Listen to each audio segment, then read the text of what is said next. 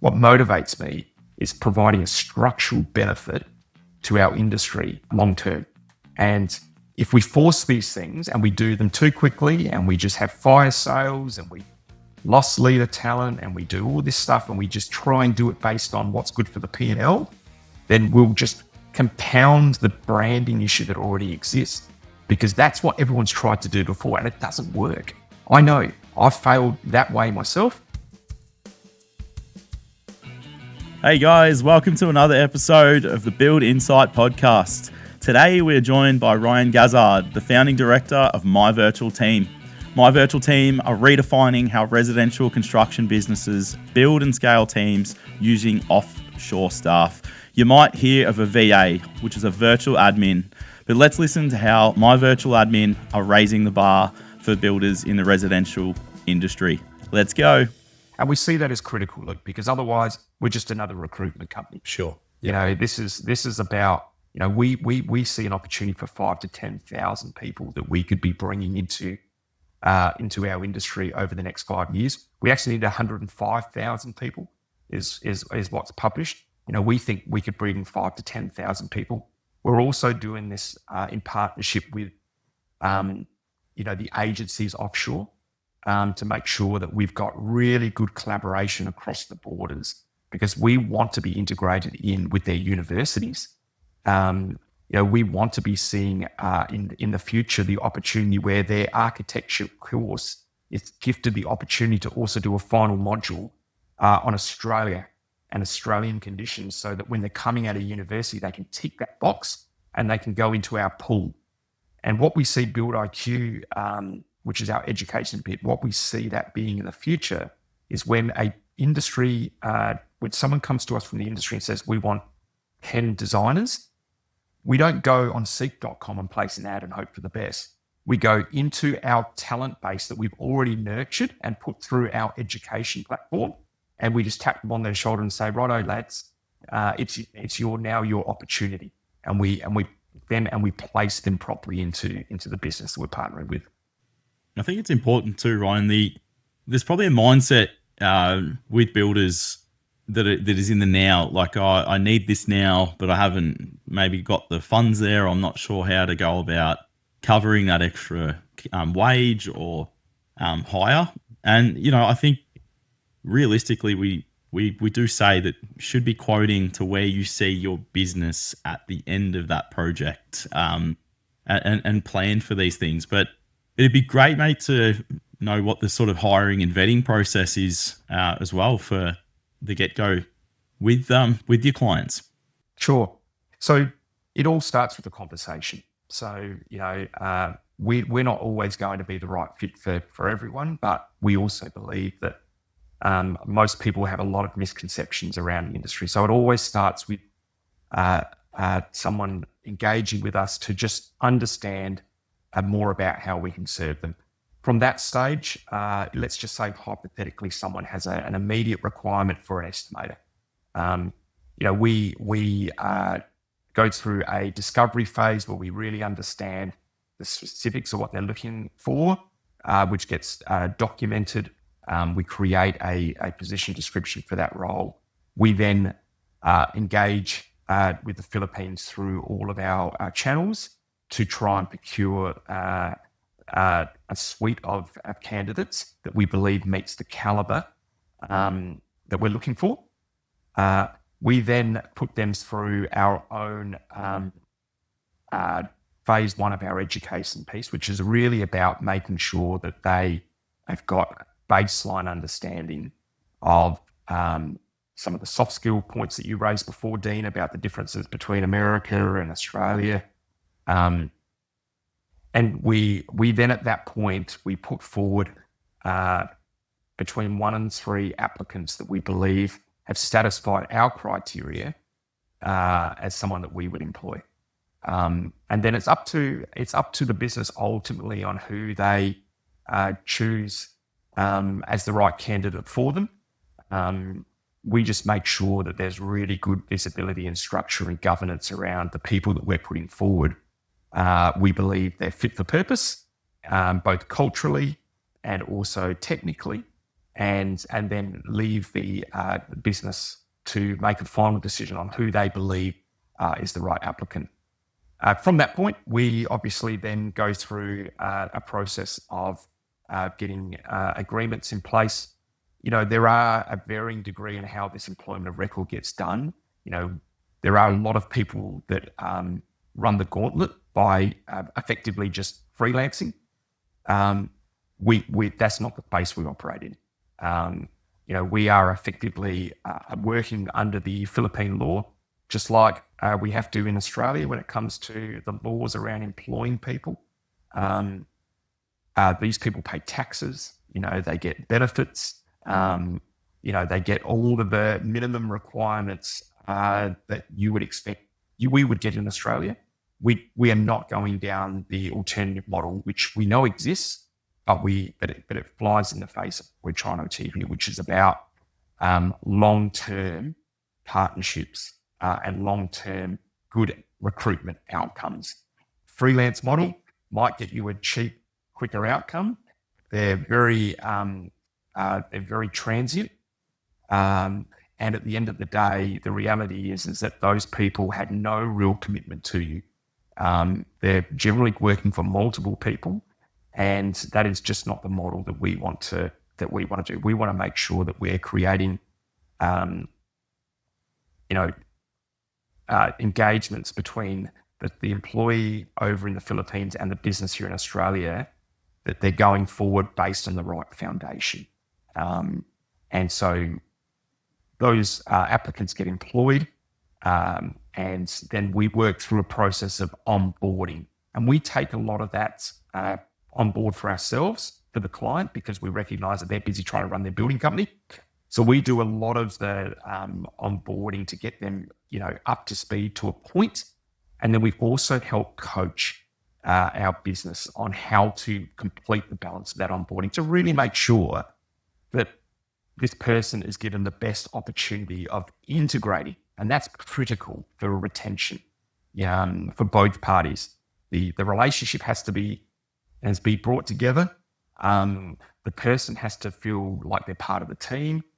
Business and the business leader needs to feel like they've got the relationship and the connection with that person overseas. And so we work really hard to really force that, not in a negative way, force it in a way that is practical, and it's also make sure that everyone gets where they want to get as quickly as possible, so that relationship becomes solidified, and then the rest of it comes up to the employer from that point on. Ryan, do you see, I've just had a thought that's been bouncing around in my head for a little while. I know this was possibly my thought before we hired the Build Insite VA. We're sort of exploring the option now whether we actually employ one in our building company, Calorie Building, as well. Do you think there'd be a misconception from builders around they may feel that they don't have enough correct systems and processes documented in place for a VA to actually be able to follow? Do you assist with any of that, or do you feel that there's never, like, some people may feel that there's never a good time and they're never going to get to that level where they've got enough systems and processes documented for someone to actually, have a real benefit? You've raised a really good point, Luke, and it's one definitely worth just quickly discussing. So it really just goes to that point about this ongoing partnership, this workforce strategic partnership that we want to create. This is not a thing really at the moment. We want to create this because, recruiting people, yes, you might have an immediate need today, and that's almost a crisis, right? It's like, right, I need someone. You're just gonna react to that problem. But we're about, how do we understand what this need looks like into the future, and how do we help position you so that you know when is the right time to start recruiting. And if you don't have good processes internally that's going to support us being able to onboard them, then we see a role where we can help participate in helping flush these things out into a set of SOPs that allows, or standard operating procedures, that not only gives the business more process and system internally, but also then just, again, make sure that when we do start recruiting and we do onboard someone, that we've got something to onboard them into.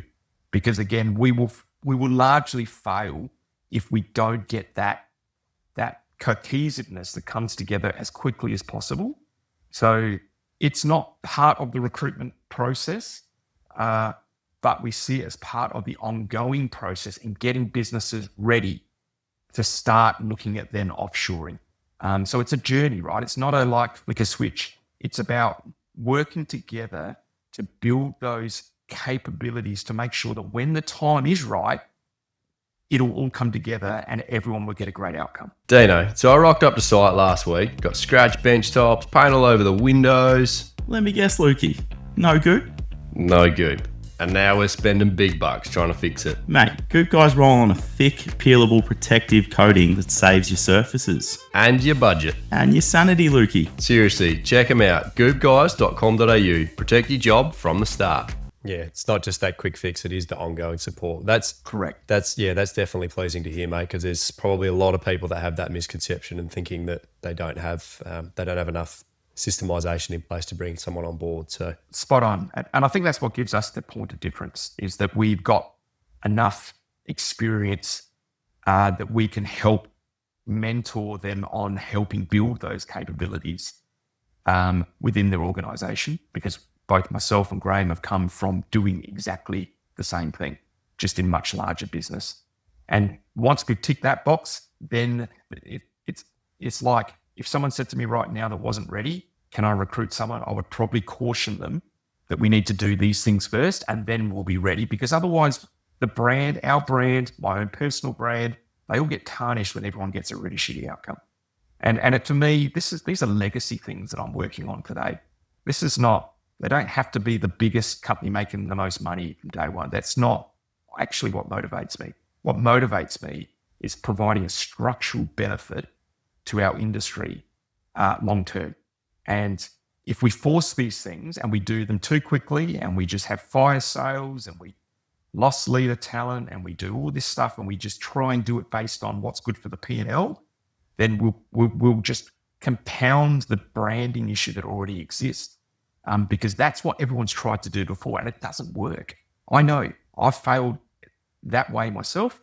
You have to build out these capabilities, and we're here to help. And that's the message we want people to know, is that just reach out, have a conversation.